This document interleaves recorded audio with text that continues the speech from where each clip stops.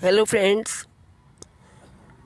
जब महाभारत में जब द्रौपदी का चीरहरण हो रहा था तो दुशासन उसको बालों से खींचकर भरी सभा में सभी गुरुओं के समक्ष और पांडवों के समक्ष ला रहा था और उसका अपमान कर रहा था। तब द्रौपदी ने उसे क्या कहा था, आइए जानते हैं।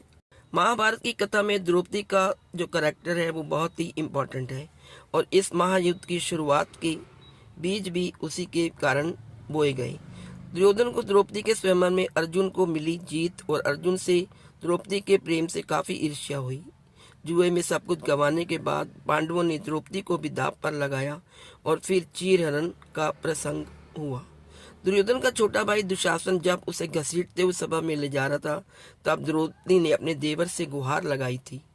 द्रौपदी ने रिश्ते और कुल की मान मर्यादा की गुहार लगाने के साथ कहा कि उन्होंने अभी ऋतु स्नान नहीं किया है। ऋतु स्नान हर महीने मासिक धर्म के आखिरी दिन महिलाएं करती हैं और उस दिन सिर के बाल भी नहीं धुले थे और सिर के बाल उसी दिन धोए जाते हैं।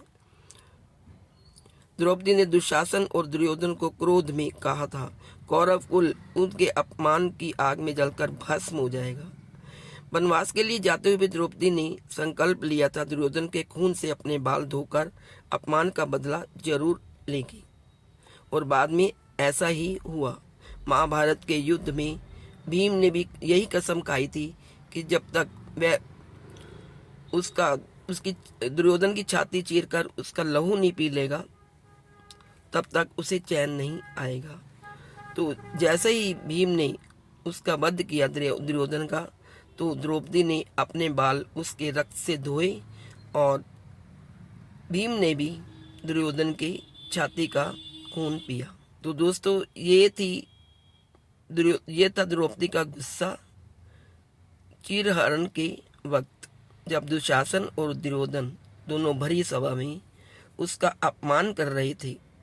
बड़े बड़े गुरुओं के सामने, बड़े बड़े पितामह के सामने, भीष्म पितामह के सामने, कृपाचार्य के सामने, द्रोणाचार्य के सामने और यहाँ तक कि उनके पतियों के सामने, पांचों पांडवों के सामने कहा था। आज इस वीडियो में इतना ही। Please like, share and subscribe. Thank you so much.